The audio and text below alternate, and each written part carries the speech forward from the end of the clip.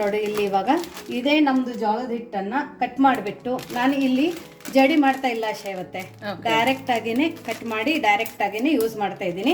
ಯಾಕಂದ್ರೆ ಇದು ತುಂಬಾ ಫ್ರೆಶ್ ಆಗಿದೆ. ಸೊ ಹಂಗಾಗಿ ಇದನ್ನ ನೀವು ಇನ್ನೊಂದು 15 ದಿವಸ ಜಡಿ ಮಾಡದೇನು ಯೂಸ್ ಮಾಡ್ಕೋಬಹುದು. ಜೋಳದ ರೊಟ್ಟಿ ಮಾಡ್ತೀನಿ ಅಂದ್ರೆ ಮಾತ್ರ ನೀವು ಜಡಿ ಮಾಡಬೇಕು.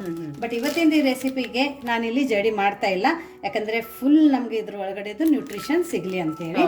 ಸೊ ಮೆಕ್ಕೆಜೋಳದ ಹಿಟ್ಟನ್ನ ನಾನು ಮತ್ತೆ ರೊಟ್ಟಿಗಾಗ್ಲಿ ಅಥವಾ ಬೇರೆ ರೆಸಿಪಿಗಳಿಗೆ ಯೂಸ್ ಮಾಡ್ಕೋಬಹುದು.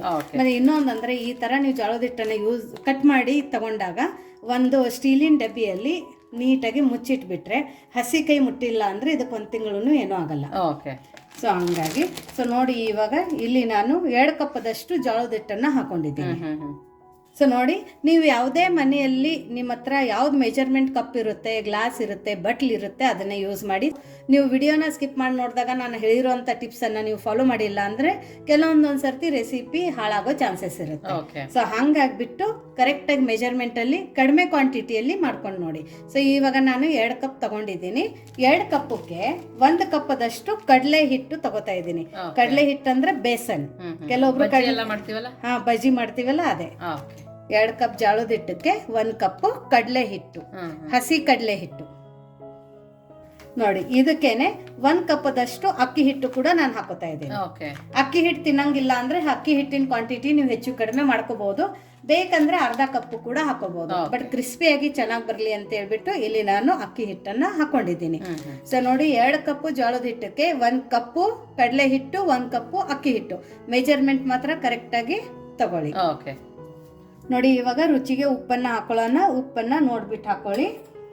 ಒಂದು ಅರ್ಧ ಸ್ಪೂನ್ ಅಷ್ಟು ಧನಿಯಾ ಪೌಡರ್, ಫ್ಲೇವರ್ ತುಂಬಾ ಸಖತ್ತಾಗಿ ಬರುತ್ತೆ. ಅರ್ಧ ಸ್ಪೂನ್ ಅಷ್ಟು ಇಲ್ಲಿ ನಾನು ಕೆಂಪು ಖಾರದ ಪುಡಿನ ಯೂಸ್ ಮಾಡ್ತಾ ಇದ್ದೀನಿ. ಇದು organic Guntur Byadgi mix chilli powder ಇದೆ. ಇದ್ರ ಪ್ರೈಸು ಕೂಡ ನಿಮಗೆ ವಾಟ್ಸಪ್ ನಂಬರ್ಗೆ ಮೆಸೇಜ್ ಮಾಡಿದ್ರೆ ಸಿಗುತ್ತೆ. 1/4 ಸ್ಪೂನ್ ಅಷ್ಟು ಅರಿಶಿಣದ ಪುಡಿ.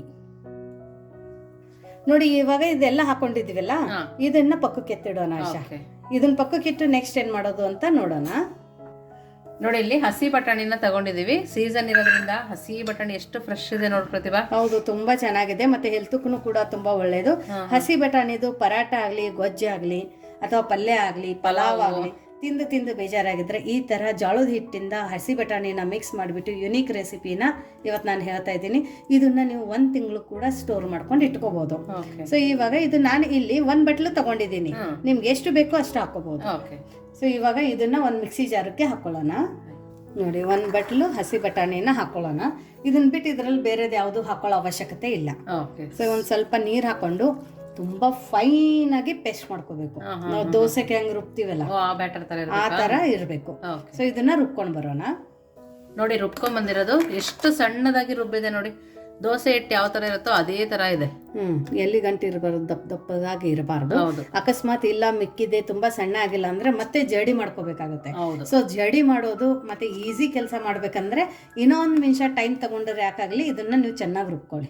ಸೊ ಇವಾಗ ನಾವು ಇದನ್ನ ಡೈರೆಕ್ಟ್ ಆಗಿ ನಾವೇನ್ ಹಿಟ್ಟನ್ನ ಮಾಡ್ಕೊಂಡು ಇಟ್ಕೊಂಡಿದ್ವಲ್ಲ ಇದೇ ಹಿಟ್ಟಕ್ಕೆ ಹಾಕೊಳ್ಳೋಣ. ನೋಡಿ ಅದೇ ಮಿಕ್ಸಿ ಜಾರಕ್ಕೆ ಸುಮ್ನೆ ಸ್ವಲ್ಪ 1-3 ಸ್ಪೂನ್ ಅಷ್ಟು ಅಷ್ಟೇ ನೀರ್ ಹಾಕೊಂಡಿರೋದು. ಜಾಸ್ತಿ ನೀರನ್ನ ಹಾಕೋಬೇಡಿ, ಇಲ್ಲ ಅಂದ್ರೆ ಮತ್ತೆ ಲೂಸ್ ಆಗುತ್ತೆ, ಮತ್ತೆ ಹಿಟ್ಟುಗಳನ್ನ ಮಿಕ್ಸ್ ಮಾಡ್ಕೋಬೇಕಾಗುತ್ತೆ. ಇನ್ನ ಗಟ್ಟಿ ಆದ್ರೆ ನಾರ್ಮಲ್ ತಣ್ಣೀರ್ ಹಾಕೊಂಡು ಕಲಿಸ್ಕೋಬಹುದು. ನೋಡಿ ಇದನ್ನ ನೀಟಾಗಿ ಸ್ವಲ್ಪನೇ ನೀರ್ ಹಾಕೊಂಡು ಆಶಾ ನಾವ್ ಇದನ್ನ ಕಲಿಸ್ಕೋಬೇಕಾಗತ್ತೆ. ಒಮ್ಮೆ ಜಾಸ್ತಿ ನೀರ್ ಹಾಕೊಂಡು ಕಲಿಸ್ಕೋಬೇಡಿ.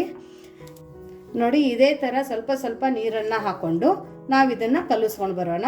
ಇದು ಯಾವ ತರ ಕಲಿಸ್ಬೇಕಂದ್ರೆ ಗಟ್ಟಿಯಾಗಿ ಕಲಿಸ್ಬೇಕು. ಇನ್ನು ಯಾರು ನೀವು ನಮ್ದು ವಾಟ್ಸಪ್ ಗ್ರೂಪ್ ಲಿಂಕ್ ಅನ್ನ ಜಾಯಿನ್ ಆಗಿಲ್ಲ ಅಂದ್ರೆ ಡಿಸ್ಕ್ರಿಪ್ಷನ್ ಬಾಕ್ಸ್ ಅಲ್ಲಿ ವಿಶ್ವಲ್ ಅಡುಗೆ ಮನೆ ವಾಟ್ಸಪ್ ಗ್ರೂಪ್ ಲಿಂಕ್ ಅನ್ನ ಕೊಟ್ಟಿದ್ದೀನಿ.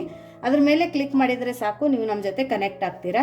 ನಿಮ್ಗೆ ಏನೇ ಡೌಟ್ಸ್ ಆಗಲಿ ಅಥವಾ ಏನೇ ಕ್ವೆರೀಸ್ ಇದ್ರೂ ಕೂಡ ಅಲ್ಲಿ ನೀವು ನಮಗೆ ಮೆಸೇಜ್ ಮೂಲಕ ಮಾತಾಡ್ಬೋದು. ಸೊ ದಯವಿಟ್ಟು ಎಲ್ಲರೂ ಆದಷ್ಟು ವಾಟ್ಸಪ್ ಮೆಸೇಜೇ ಮಾಡಿ, ಕಾಲನ್ನು ಮಾಡೋಕ್ಕೆ ಹೋಗಬೇಡಿ. ಯಾಕಂದರೆ ಕಾಲನ್ನು ಪಿಕ್ ಮಾಡೋಕ್ಕಾಗಂಗಿಲ್ಲ. ಸೊ ಹಾಗಾಗಿ ಮೆಸೇಜ್ ಮಾಡಿ, ಮೆಸೇಜಕ್ಕೆ ನಾವು ರಿಪ್ಲೈಯನ್ನು ಮಾಡ್ತೀವಿ. ಎಲ್ಲ ರೆಸಿಪಿಗೂ ಸಪೋರ್ಟ್ ಮಾಡ್ತಿದಾರಲ್ವ ಪ್ರತಿಭಾ? ಹೌದು, ತುಂಬಾ ಚೆನ್ನಾಗಿ ಸಪೋರ್ಟ್ ಮಾಡ್ತಾ ಇದ್ದಾರೆ. ನಮ್ದೆಲ್ಲ ವಿಶ್ಫುಲ್ ಅಡುಗೆ ಮನೆ ವಾಟ್ಸಪ್ ಗ್ರೂಪ್ ಫ್ಯಾಮಿಲಿ ಮೆಂಬರ್ಸ್ಗೂ ಕೂಡ ನಾವು ಥ್ಯಾಂಕ್ ಯು ಹೇಳಬೇಕು. ಯಾಕಂದ್ರೆ ಅವ್ರು ತುಂಬಾ ಚೆನ್ನಾಗಿ ಸಪೋರ್ಟ್ ಮಾಡ್ತಾರೆ. ಆಮೇಲೆ ಅವ್ರಿಗೆ ಬೇಕಾಗಿರೋಂಥ ರೆಸಿಪೀಸ್ನು ಕೂಡ ಅವ್ರು ಕೇಳ್ತಾರೆ. ಹೌದು, ನೋಡಿ ಇದನ್ನ ನಾವು ಗಟ್ಟಿಯಾಗಿ ಕಲಿಸ್ಕೊಂಡು ಬರೋಣ. ನೋಡಿ ಹಿಟ್ಟನ್ನ ಈ ತರ ಕಲಿಸ್ಕೋಬೇಕು. ತುಂಬ ಗಟ್ಟಿನೂ ಇಲ್ಲ ತುಂಬ ಲೂಸು ಇಲ್ಲ. ಚಪಾತಿಗೆ ಯಾವ ಥರ ಹಿಟ್ಟನ್ನು ಕಲಿಸ್ಕೊತೀರಿ Okay. ಅದೇ ಥರ ಕಲಿಸ್ಕೊಂಡಿರೋದು ನೋಡಿ. ಕೈಗೂ ಕೂಡ ಸ್ವಲ್ಪ ಅಂಟಿಲ್ಲ ಜೋಳದ ಹಿಟ್ಟು, ಅಷ್ಟು ಚೆನ್ನಾಗಿದೆ. ಇದನ್ನು ಇವಾಗ ಚಿಕ್ಕದಾಗಿ ಉಂಡೆ ತಗೊಂಡು ಈ ಥರ ಸಿಲಿಂಡ್ರಿಕಲ್ ಶೇಪಲ್ಲಿ ಮಾಡ್ಕೊಳ್ಳೋಣ. ಈ ಥರ ಮಾಡ್ಕೊಂಡಿರೋದು. ಇವಾಗ ಇದನ್ನು ನಾವು ಪಕ್ಕಕ್ಕೆ ಇಡೋಣ ಇದೇ ಥರ. ಇಲ್ಲಿ ಇವಾಗ ನಾವು ಇದನ್ನು ತಗೋಬೇಕಲ್ಲ, ಶೇವ್ ಮಾಡೋ ಮನೆ ತಗೋಬೇಕು. ಹೌದು ನೋಡಿ, ಈ ಥರ ಶೇವ್ ಮಾಡೋ ಮನೆ ಇದೆ. ನಾನು ಚಿಕ್ಕದೇ ತಗೊಂಡಿದ್ದೀನಿ, ನೀವು ಬೇಕಂದ್ರೆ ದೊಡ್ಡ ಶೇವ್ ಮಾಡೋದನ್ನು ತಗೋಬಹುದು. ಓಕೆ, ದಪ್ಪ ದಪ್ಪ ಖಾರ ಥರ. ಹೌದು. ಸೊ ಇದನ್ನು ಲಾಕ್ ಮಾಡ್ಕೊಳ್ಳೋಣ. ಇವಾಗ ಈ ಉಂಡೆನ ಇದ್ರೊಳಗಡೆ ಹಾಕ್ಕೊಳ್ಳೋಣ. ನೋಡಿ ಎಷ್ಟು ಹಿಟ್ಟು ಹಿಡಿಯುತ್ತೆ ಅಷ್ಟು ಹಾಕೋಬಹುದು. ನಾನು ಇದಕ್ಕೆ ಎಣ್ಣೆ ಹಚ್ಚಿಲ್ಲ ಆಶಾ, ಯಾಕಂದ್ರೆ ಇದು ಜೋಳದ ಹಿಟ್ಟಲ್ಲ, ಅಷ್ಟು ಅಂಟಂಟಾಗಲ್ಲ ಮನೆ. ಸೊ ಹಂಗಾಗಿ ನಾನು ಎಣ್ಣೆನ ಹಾಕೊಂಡಿಲ್ಲ. ನೋಡಿ ಈ ಥರ ಹಾಕೊಂಡ್ಬಿಟ್ಟು ಇದನ್ನ ಇವಾಗ ಲಾಕ್ ಮಾಡೋಣ. ಲಾಕ್ ಮಾಡಿಬಿಟ್ಟು ಪಕ್ಕಕ್ಕೆ ನಾನು ಎಣ್ಣೆ ಬಿಸಿ ಮಾಡೋಕೆ ಇಟ್ಕೊಂಡಿದ್ದೀನಿ. ಸೊ ಇವಾಗ ಇದನ್ನ ಡೈರೆಕ್ಟ್ ಆಗಿ ಎಣ್ಣೆ ಒಳಗಡೆ ಬಿಡೋಣ. ನೋಡಿ ಎಣ್ಣೆ ಚೆನ್ನಾಗಿ ಕಾಯ್ದಿದೆ ಆಶಾ. ಹೈ ಫ್ಲೇಮ್ ಅಲ್ಲಿ ಕಾಯೋಕೆ ಇಟ್ಕೊಂಡಿದ್ದೆ, ಇವಾಗ ಲೋ ಫ್ಲೇಮ್ ಅಲ್ಲಿ ಇಟ್ಕೊಳ್ಳೋಣ, ಯಾಕಂದ್ರೆ ಹೊಗೆ ಬರ್ತಾ ಇದೆ. ಇವಾಗ ಎಣ್ಣೆ ಕಾದ್ಮೇಲೆ ಲೋ ಫ್ಲೇಮ್. ಹೌದೌದು. ಇವಾಗ ನಾವು ಇದ್ರೊಳಗಡೆ ಶೇವ್ನ ಬಿಡಬೇಕು. ಫ್ಲೇಮ್ ಅನ್ನ ಇವಾಗ ಮೀಡಿಯಂ ಫ್ಲೇಮ್ ಅಲ್ಲಿ ಬಿಡಬೇಕಾದ್ರೆ ಲೋ ಫ್ಲೇಮು, ಆಮೇಲೆ ಮೀಡಿಯಂ ಫ್ಲೇಮ್. ಬೇಯಬೇಕಾದ್ರೆ ಮೀಡಿಯಂ. ಹೌದು. ಎಲ್ಲಿನೂ ನೀವು ಹೈ ಫ್ಲೇಮ್ ಅಲ್ಲಿ ಬೇಯಿಸೋಂಗಿಲ್ಲ, ಇಲ್ಲಾಂದ್ರೆ ಏನಾಗುತ್ತಂದ್ರೆ ದಿಢೀರ್ ಅಂತ ಮೇಲ್ಗಡೆ ಹೊತ್ತೋಗ್ಬಿಡುತ್ತೆ, ಬಟ್ ಒಳಗಡೆ ಬೈದಿರಂಗಿಲ್ಲ. ವಾ, ತುಂಬಾ ಸಖತ್ತಾಗಿ ಬಂದಿದೆ ಆಶಾ. ತುಂಬಾ ಕ್ರಿಸ್ಪಿ, ತುಂಬಾ ಸಖತ್ತಾಗಿ.